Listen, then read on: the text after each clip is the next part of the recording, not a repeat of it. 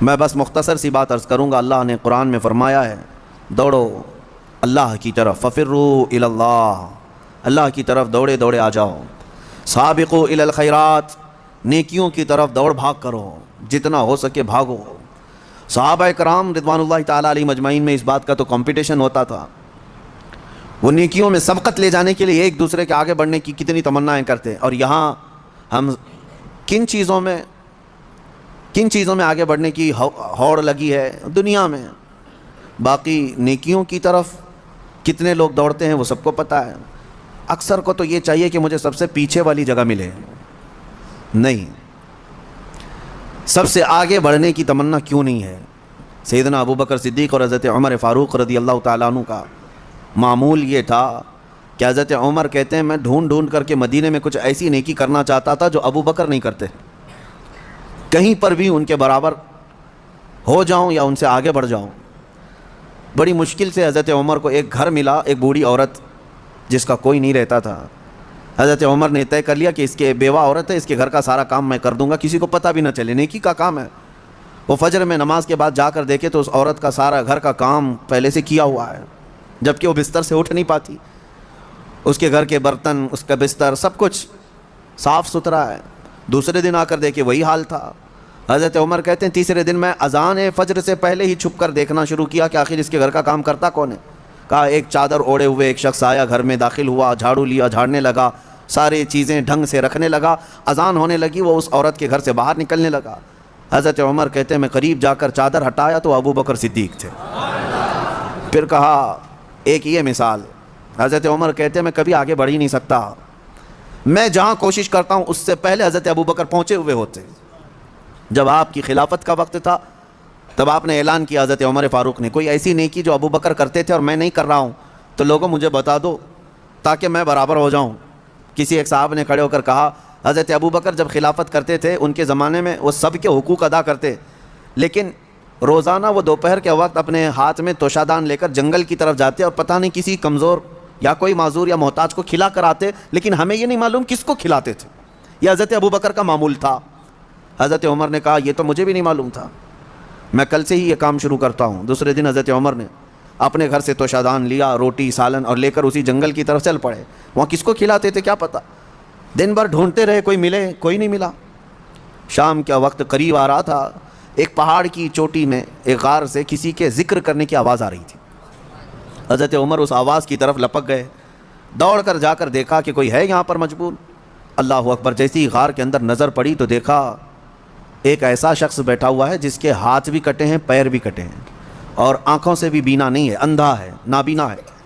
اتنی معذوری کے عالم میں اگر کوئی بیٹھا ہوا ہے اور غار میں، تو حضرت عمر کہتے ہیں مجھے تو یقین ہو گیا کہ یہی وہ بندہ ہے جس کو حضرت ابو بکر کھلایا کرتے تھے، اس کا کھانا وقت کا خلیفہ کھلایا کرتا تھا۔ حضرت عمر کہتے ہیں میں گیا، چپکے سے جا کر بیٹھ گیا، میں نے آواز بھی نہیں کی تاکہ اس اندھے شخص کو یہ معلوم بھی نہ ہو کہ کون کھلانے آیا ہے۔ آپ نے روٹی توڑ کر سالن میں بھگوئی اور اس اندھے کو منہ میں روٹی رکھی۔ جیسے ہی اس کے منہ میں روٹی کا ٹکڑا گیا وہ چیخ کر کہتا ہے آنے والے، کیا ابو بکر کا انتقال ہو گیا؟ کون آیا ہے آج کھلانے کے لیے؟ حضرت عمر کہتے ہیں تو اندھا ہے، نابینا ہے، تجھے کیسے خبر کہ آنے والا ابو بکر نہیں ہے؟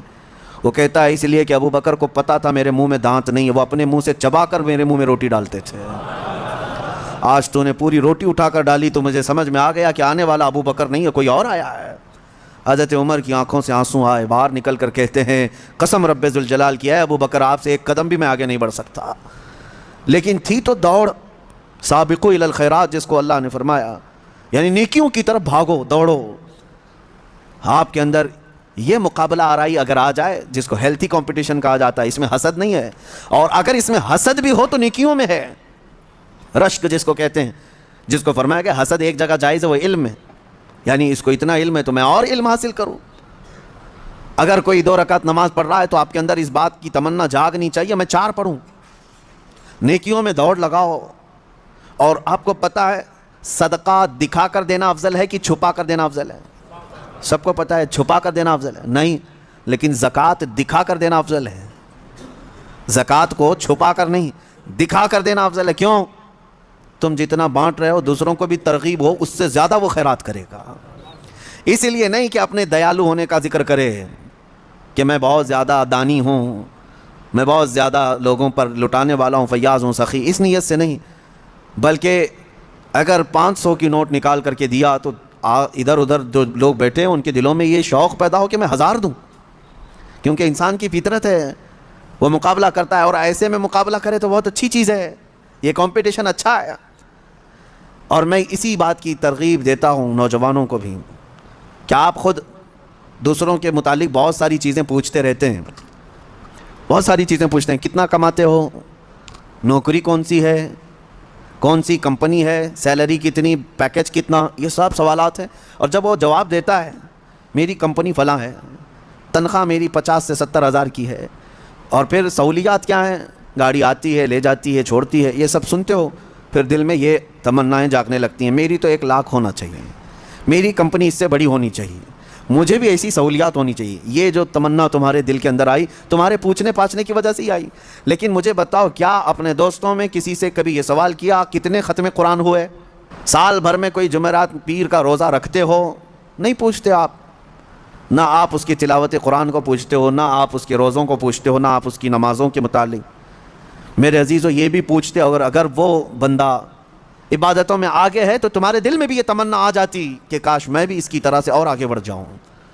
میں یہ باتیں صرف اس لیے کہہ رہا ہوں کہ رمضان المبارکہ میں آپ سب کا یہی کمپٹیشن ہو جائے تو ہر ایک کا رمضان بہتر سے بہترین ہوگا، بہتر نہیں بلکہ بہترین ہوگا، بہترین ہوگا۔ عزیزان گرامی وقار، مجھے یاد ہے بچپن میں جب چھوٹے تھے تو رمضان میں روزانہ اسکول جانے کے بعد یہی چیزیں ہوتی تھی، تیرے کتنے روزے ہوئے، تیرے کتنے روزے ہوئے ہیں، ہر ایک کے روزے ہی ایک دوسرے کو پوچھتے رہتے۔ لیکن ہو سکتا ہے آپ کے ساتھ بھی ایسا ہوتا رہا ہوگا، سارے دوست جیسے 10 رمضان آ گئے، 15 رمضان آ گئے، ہر ایک کو پوچھتے رہتے ہیں کتنے ہوئے، کسی کے 7 ہوئے، کسی کے 10 ہوئے، کسی کے 12 ہوئے، اور کوئی کہتا ہے پورے ہوئے ہیں، اب تک کے پورے ہوئے ہیں۔ ہم بھی اس وقت سنتے تھے، ایک دوسرے سے بات کرتے تھے، لیکن اس وقت ایک دوڑ رہتی، اور گھر میں آ کر جھگڑا بھی کرتے، فلاں کے تو 10 ہو گئے، مجھے سحری میں ضرور اٹھانا، نہیں تو میں اس کے پیچھے پڑ جاؤں گا، میں اس کا پیچھے ہو جاؤں گا۔ تو یہ دوڑ کہاں سے آئی؟ یا آپسی ماحول سے ہی آئی۔ یہی انوائرمنٹ ہم چاہتے ہیں کہ نیکیوں میں سبقت لے جانے کا انوائرمنٹ ہو جائے، ماحول ایسا ہو، دوڑ لگے، صرف رمضان میں نہیں، تلاوت قرآن میں بھی۔ میں آپ کو بتاؤں، آج تقریباً 6 سال سے زیادہ کا عرصہ ہو گیا ہوگا ہماری ذکر کی محفل کو۔ اس سے قبل مدینہ جامع مسجد میں بھی ذکر کی محفلیں ہوتی رہیں، اس کے بعد پھر یہاں پر ایک ایسے بندے کو میں جانتا ہوں، ان پچھلے 6 سالوں سے لے کر آج تک ذکر کی ایک محفل بھی اس کی ناغہ نہیں ہوئی۔ اب تک جتنی محفلوں میں حاضر رہا، اتنی محفلوں میں وہ بھی حاضر ہے۔ یہ اس لیے میں عرض کر رہا ہوں کہ لوگ اپنے اپنے ریکارڈ بنانا چاہتے ہیں، کاش ان معاملات میں بھی کوئی ریکارڈ مینٹین کرے کہ میری یہ چیز مس نہیں ہونی چاہیے، میری یہ چیز برابر ہونی چاہیے، تو اس میں آپ کو اس قدر بلندیاں ہوں گی، جو صحابہ کا ماحول تھا وہ قائم ہو جائے گا۔ صحابہ کے درمیان یہی ماحول تھا۔ حدیث پاک میں ملتا ہے، صحابہ کرام مسجد نبوی میں جمعہ کی نماز کے لیے جو آتے، پہلی صف کا ثواب ہے نا، حضور پاک صلی اللہ تعالیٰ علیہ وسلم نے صرف ایک بار یہ ارشاد فرمایا کہ اگر میں تمہیں بتا دوں کہ پہلی صف میں نماز پڑھنے کا ثواب کیا ہے، تو اس پہلی صف میں آنے کے لیے تم سب آپس میں تلوار بازیاں کرنے لگ جاؤ گے، جنگ ہو جائے گی تمہارے درمیان۔ تو حضور پاک صلی اللہ علیہ وسلم نے اتنا فرمایا تھا، لیکن تلواریں تو نہیں نکلتی تھی صحابہ کی۔ لیکن جمعہ کی نماز کے لیے جو صحابہ مسجد نبوی میں آتے تھے، جانتے ہیں وہ کب آتے؟ فجر کی نماز میں آ جاتے تھے۔ جو فجر کی نماز میں حاضر ہوا اسے جمعہ کی نماز پہلی صف میں ملی۔ تو یہ دوڑ تھی۔ اور اس کے علاوہ صحابہ کا معمول یہ تھا کہ وہ کسی چیز میں پیچھے نہیں رہنا چاہتے تھے۔ وہ نبی پاک صلی اللہ تعالیٰ علیہ وسلم کی محفلوں کو کاؤنٹ کرتے ہیں، کس نے کتنی محفل اٹینڈ کیا ہے، اس میں اس کی فضیلت بھی تھی۔ حضور پاک صلی اللہ تعالیٰ علیہ وسلم کے ساتھ کتنے سفر کیے، کس نے کتنے جنگوں میں شرکت کی، اسی اعتبار سے ان کے مقامات ہیں۔ کوئی صحابی ہیں جو حضور پاک صلی اللہ تعالیٰ علیہ وسلم کے ساتھ 10 جنگوں میں شریک رہے، کوئی 12 جنگوں میں شریک رہے، اور کچھ صحابہ ایسے ہیں جنہوں نے حضور کی ہر جنگ میں شرکت خود فرمائی۔ جتنے غزوات میں حضور تھے اتنے غزوات میں وہ بھی تھے۔ صحابہ ان کو اتنی قدر کی نگاہ سے دیکھتے اور کہتے ان کے مقام کو تو کوئی پہنچ ہی نہیں سکتا۔ یہ ماحول ہو ایک دوسرے پر سبقت لے جانا نیکیوں میں، یا بے حیائیوں کا دورہ ہے۔ یہاں پر اکثر نوجوان یہ چاہتے ہیں کہ وہ آدھا بے حیا ہے تو میں پورا بے حیا بن جاؤں۔ نعوذ باللہ، دنیاوی اعتبار سے میں کمپٹیشن کرو گے، مقابلہ آرائی کرو گے تو ذلت کی طرف جاؤ گے، بہت زیادہ عمیق غار میں گر جاؤ گے۔ جانتے ہو آج اسی دکھاوے کے چکر میں، ریاکاری کے چکر میں پورا معاشرہ تباہ ہو رہا ہے، پورا معاشرہ برباد ہو رہا ہے۔ لوگوں کو دکھانے کے لیے کتنے کام ہو رہے ہیں آج جاؤ ہماری شادیوں کے محلات دیکھ لو، پارٹیاں دیکھ لو، تمہارے برتھ ڈے کی پارٹیاں دیکھ لو، یہ سب ایک دوسرے کو دیکھ کر اپنی بڑھوتری بیان کرنا اور اپنی بڑائی ظاہر کرنے کا یہ ایک ہی مقصد رہ جاتا ہے۔ سب کا حال یہی ہے، اس میں دوڑ کیوں لگا رہے ہو؟ تم جتنا بھی دوڑو گے دنیا میں کسی سے پیچھے ہی رہو گے، کتنا کر لو گے۔ کسی صاحب نے اپنی بیٹی کی شادی میں 10 لاکھ روپے خرچہ کیے، آپ نے دیکھا اتنا ڈیکوریشن ہے، اتنا فلاں ہے، اتنا فلاں ہے، اسی دن سے آپ کے دل میں یہ تمنا جاگنے لگی میں 15 لاکھ کر کے دکھاتا ہوں۔ تیسرا کھڑا ہوا وہ کہا کہ میں 20 لاکھ خرچہ کر کے دکھاتا ہوں۔ ان تمام چیزوں میں کیا کمپٹیشن نہیں ہے، بلکہ باپ جو خرچہ کرتے ہیں وہ اپنی جگہ پر، خود نوجوان کو یہ فکر ہے میرا دوست اتنا خرچہ کیا تھا میں اتنا کروں۔ یعنی تم شادی اپنی زندگی کے لیے نہیں، اس کو دکھانے کے لیے کر رہے ہو۔ یہی تو دوڑ ہے، اپنے لیے نہیں کر رہا ہے بندہ۔ بہت ساری چیزیں ایسی ہیں دوسروں کو دکھانا ہے، دوسرے سے مجھے آگے بڑھ کر کے دکھانا ہے، اس سے بہتر مجھے کر کے دکھانا ہے۔ دنیا میں اس سے بہتر کے چکر میں تم لٹ گئے، لیکن بہتر نہیں ہو پایا۔ کبھی آپ نے یہ سوچا کہ میرے اتنے اخراجات ہو گئے، اتنا میں نے لوگوں کو دکھانے کے لیے پتہ نہیں کیا کیا کھانے بنائے اور سب کھائے اور گٹر میں پھینک کر چلے گئے۔ کوئی ایک بندہ ایسا ہے جو زلزلہ متاثرین اور دیگر فساد متاثرین جن کے گھر بار تک نہیں ہے، ایک بندہ ایسا ہے جو روزانہ 10 فقیروں کو کھانا کھلاتا ہے، کوئی 100 مسکینوں کو کھانا کھلا کر آتا ہے۔ تمنا تو یہ ہونی چاہیے تھی کہ وہ 10 کو کھلا رہا ہے آج، تو میں کیوں 50 کو نہ کھلاؤں۔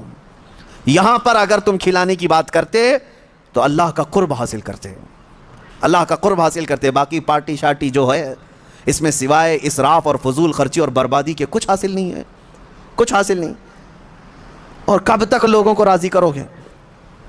میں نے دیکھا ہے گھنٹے 2 گھنٹے کے لیے تمہاری پارٹی میں آئیں گے، گن کر کے جائیں گے کتنے کھانے بنے ہیں، یہی گننے کے لیے لوگ آتے ہیں۔ ٹھیک ہے 6 قسم کے کھانے تم نے بنائے تھے، وہی تمہارے ہاں جو کھایا ہوا ہے کل کسی اور کے ہاں کھائے گا اور بولے گا ارے بھائی تمہاری تو 6 ہی تھی، میں آج یہاں پر 8 والے کھا کے آیا ہوں۔ تمہاری تو سارے اخراجات، تمہاری ساری فیلنگ تو گئی، ختم ہو گئی، وہ بے اطمینانی ویسی رہ جائے گی۔ چھوڑو، اسی لیے کہا ہے شاعر نے چھوڑ فکر دنیا کی، چل مدینے چلتے ہیں۔ اور وہاں دوڑنے کی جتنے لوگ بات کرتے ہیں وہ سبقت لے جاتے ہیں۔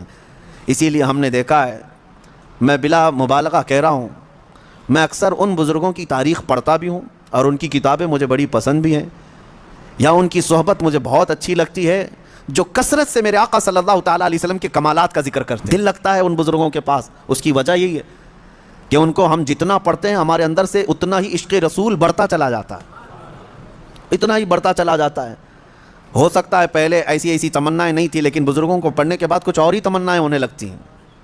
ظاہر سی بات ہے، پیر مہر علی شاہ رحمۃ اللہ تعالیٰ علیہ، اعلیٰ حضرت امام اہل سنت فاضل بریلوی، یہ مدینے گئے تھے حضور پاک صلی اللہ تعالیٰ علیہ وسلم کی بارگاہ میں۔ ہزاروں نہیں لاکھوں کروڑوں لوگ آتے ہیں، اپنی اپنی تمنائیں مانگتے ہیں، یا رسول اللہ میں فلاں ہو گیا، آپ مجھے یہ عطا کر دیں، وہ عطا کر دیں۔ لیکن ان بزرگوں کے سوال تو یہ تھے کہ یا رسول اللہ کچھ نہیں، بس آپ اپنی قبر انور سے باہر آ کر دیدار کرا دیں، تجھ سے تجھی کو مانگ کر مانگ لی ساری کائنات۔ ان کا فلسفہ یہ تھا، تجھ سے تجھی کو مانگ کر مانگ لی ساری کائنات، وہ اپنے ہو گئے تو رحمت پروردگار اپنی۔ اور یہ سوال کیا، اور دونوں بزرگوں کو پہلی مرتبہ، دوسری مرتبہ، تیسری مرتبہ امید تو ان کی پوری نہیں تھی، یعنی وقتی طور پر ان کی مانگی ہوئی چیز تو سامنے نہ ملی، حکمتیں ہیں۔ دوسرے دن اعلیٰ حضرت فاضل بریلوی نے بھی اپنے ماتھے کی آنکھوں سے جلوہ رسول کو دیکھا۔ پیر مہر علی شاہ صاحب مدینے سے رخصتی ہو گئے، یہ کہتے ہوئے کتے مہر علی کتے تیری سنا، گستاخ آنکھیں کتی جا اڑیاں، اے مہر علی کہاں تیرا منہ اور کہاں وہ مقام۔ تیری آنکھیں کیا اس لائق ہیں کہ تو دیکھنے کی تمنا کر بیٹھا؟ پھر یہی سوچ کر کے نکلے، وادی حمرا پہنچے تھے، مکہ جانے کا راستہ ہے بدر کے قریب، وادی حمرا، عصر کی نماز سے فارغ ہوئے تھے، دیوار کے پاس میرے مصطفیٰ کا دیدار ہوا، پرانی دیوار کے پاس کھڑے نبی پاک صلی اللہ تعالیٰ علیہ وسلم اپنے کمالات، اپنے جلووں کے ساتھ تشریف لائے۔ اب میں آپ کو یہ بات عرض کر رہا ہوں، کیوں میں نے یہ ذکر کیا؟ ہم نے اعلیٰ حضرت کو بھی پڑھا، پیر مہر علی شاہ صاحب کو بھی پڑھا، ہم ویسے بھی عمروں پر جاتے رہے، حج پر جاتے رہے، لیکن اب جب جاتے ہیں تو یہی تمنا ہوتی ہے کہ آقا جب انہیں دے سکتے ہیں تو ہمیں کیوں نہیں دے سکتے؟ یا رسول اللہ، آپ کے متعلق تو ہمیں اتنا ہی معلوم ہے، ایک میرا ہی رحمت میں دعویٰ نہیں، اور ہمارا حال اگرچہ ان بزرگوں کے برابر کا نہیں ہے، وہ پہنچے ہوئے عاشقان رسول ہیں، کمالات ہیں، ان کی عبادات ہیں، سب کچھ اپنی جگہ پر ہے، لیکن اتنی بات تو پکی ہے، رسول گنہگاروں کے بھی تو ہیں، امتی تو ہم بھی ان کے ہیں۔ نبی پاک صلی اللہ تعالیٰ علیہ وسلم کی بارگاہ میں یہ تمنا کرنا اور اس طرح کی التجا کرنا کس نے سکھایا؟ انہی بزرگوں کی تاریخ نے سکھایا۔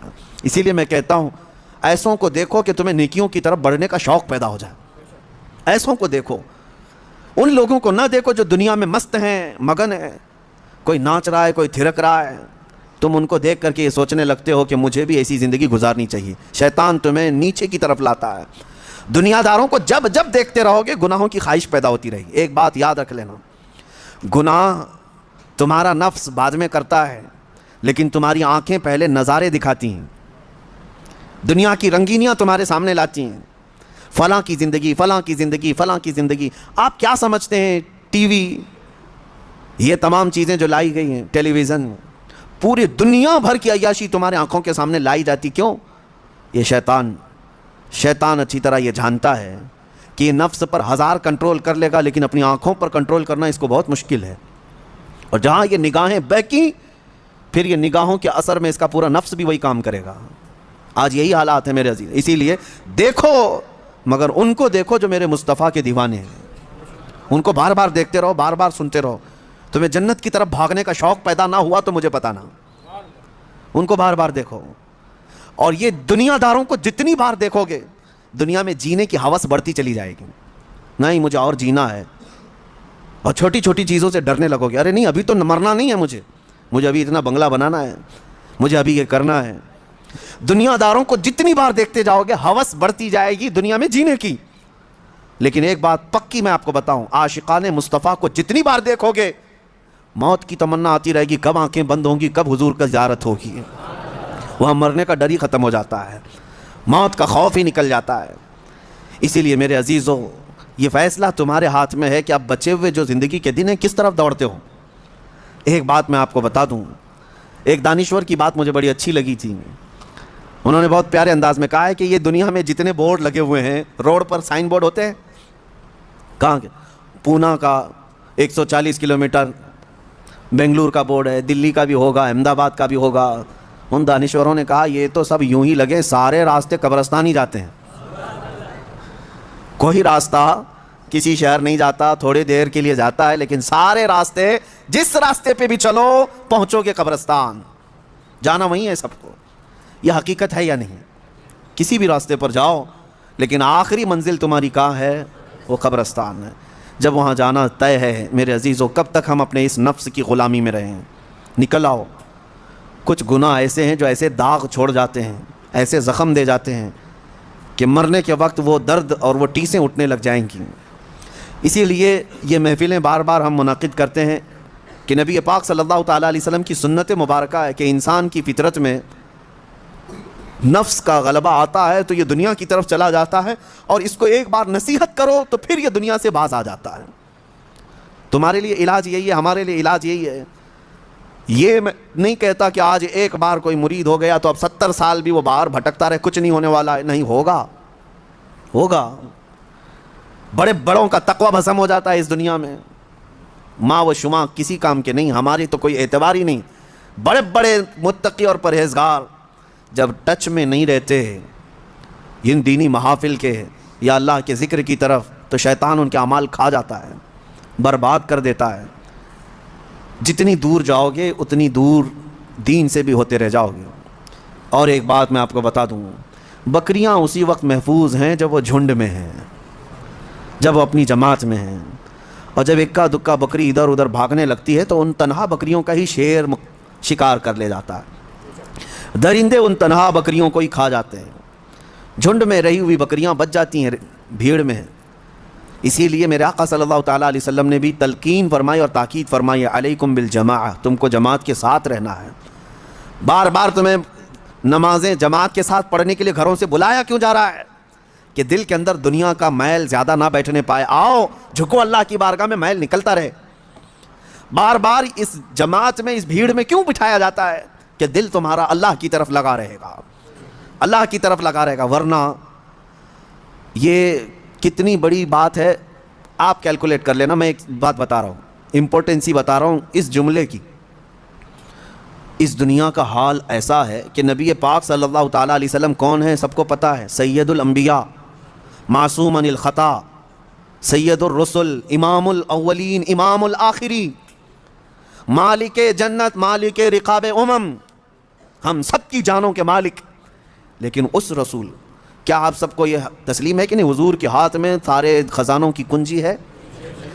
نبی پاک صلی اللہ تعالیٰ علیہ وسلم جنتی دروازوں کے مالک ہیں، اس کے باوجود رسول اللہ دعا یہ کرتے تھے کہ اے اللہ تم مجھے میرے نفس کو میرے حوالے ایک منٹ کے لیے بھی مت دینا، ہمیشہ اپنی حفاظت میں رکھ۔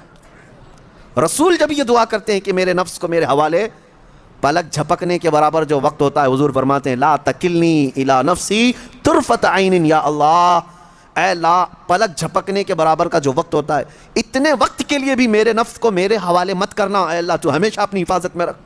اب اس سے آپ امپورٹنسی سمجھو، اندازہ کرو کہ جو سید الاولین والآخرین یہ کہتے ہوں کہ ایک منٹ کے لیے بھی مجھے دنیا کے حوالے نہ کر، تو پھر ہمارا اور آپ کا حال کیا ہونا چاہیے؟